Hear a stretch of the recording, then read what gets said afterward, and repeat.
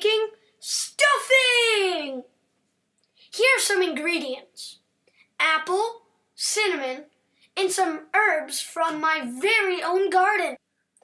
Thyme, rosemary, and sage. How I remember thyme is it's like Doctor Strange. It casts portals and you can go through it and go through time. All right, bye-bye.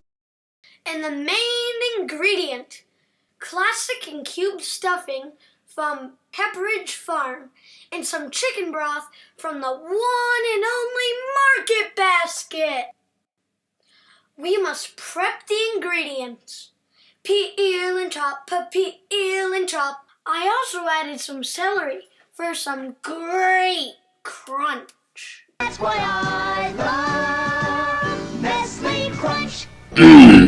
After I'm done cutting the apple, it's time to add everything in a bowl and mix.